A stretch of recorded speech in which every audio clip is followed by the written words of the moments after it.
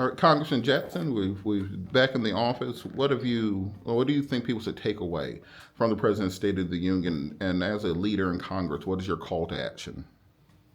Well, people should call 202-224-3121, 202-224-3121. That's the phone number to United States Senate. The Senate has the power to engage in the filibuster, to shut down the nominations. They should have used it much earlier. We're going to a very dangerous time.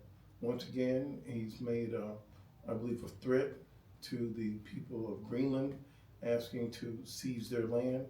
I believe he made a threat with a commitment to go and take the Panama Canal, to go back into Central America, and who knows where that ends.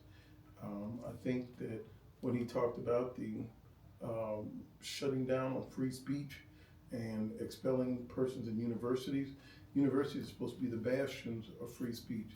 These are very troubling signs. He was praising Mr. Elon Musk, who is not a government official. The American people want to know about, what about our Medicaid? What about our data privacy? What about housing? What is going on with these tariffs?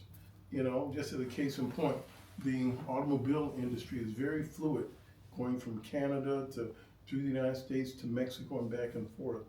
Our car parts and assemblies take 5 to 6 turns of sub-assembly manufacturing across the American line through Mexico, back through America, back to the America and Mexico again. If he's talking about putting a tariff of 25% on each one of those rotations, automobile costs will be unaffordable.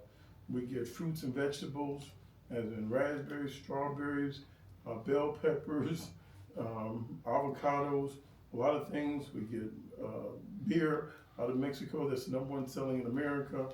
We get lumber out of Canada. We get the crude oil that we use in the city of Chicago and the state of Illinois out of the Canadian oil fields, which is a line for our refineries. You cannot invest in this environment because he's too erratic, he's too capitulant. So I'm very concerned, and I'm going to have to see the speech again. I've sat in there for 2 hours, and I'm more confused now than ever on which way he's going. And Dr. Yu, thank you so much for joining us on behalf of Chicago State and on behalf of educators. What was your takeaway from the speech and what the president said about education? Well, number one, I want to start off by saying thank you again to Congressman Jackson for this phenomenal opportunity. Throughout the day, I've had the great opportunity to meet with so many committed legislators, you know, those that are committed to higher education, to PBIs, to academic access, and academic opportunities for students who otherwise would have those the ways in which they can maximize their potential. So I want to start there. Hey, can we say one thing if I can cut you off? Absolutely. You want to tell everybody that you met the Honorable Congresswoman Maxine Waters? Yes, I did. Oh my goodness, she is my shero. As I look at the picture on your wall, the picture of the two of you, I had an opportunity to take a picture and posted it on my LinkedIn. So it's been a great day, just meeting so many people that have committed their lives for service, you know, service to benefit humankind. So as I sat and I listened, there was a lot, and I heard a lot of divisiveness, very little around unity, like coming together, rallying all sides together for the common good. There was a lot that was spoken about and against our Hispanic, Latina, you know, Latina populations.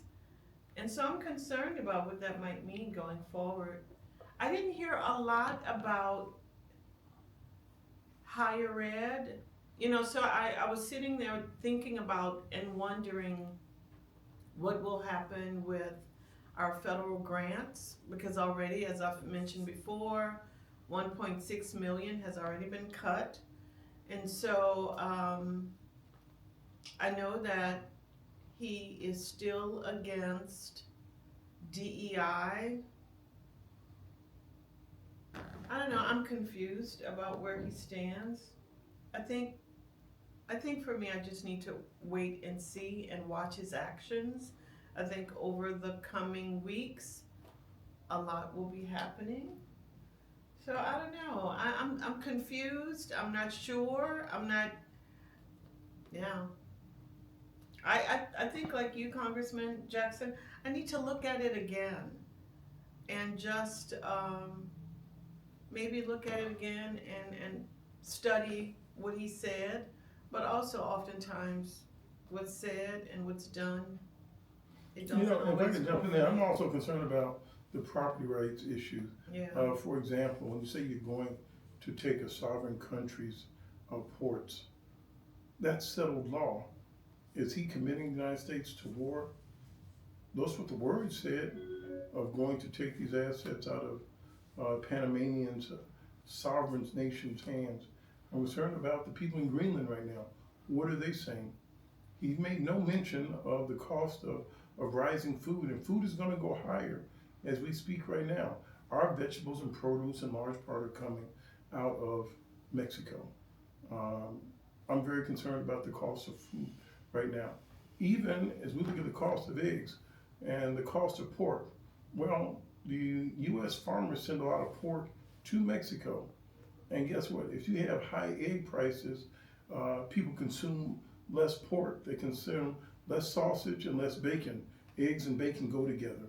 So if he tries to put these tariffs on Mexico and they stop buying U.S. pork, that hurts the producers in the state of Illinois, and particularly producers in the first district of Illinois. So very concerned about food costs. I don't see them coming down. I don't see a plan that he's articulating to bring down the price of housing, because he's threatened Canada, where we're getting our major lumber from. So we should all be concerned. Again, call 202-224-3121. We're going to do a town hall, a virtual town hall by telephone. This coming Thursday night again at 7 p.m. So please tune in. You can go to the Johnson Jackson for Congress website, and I look forward to hearing from you then.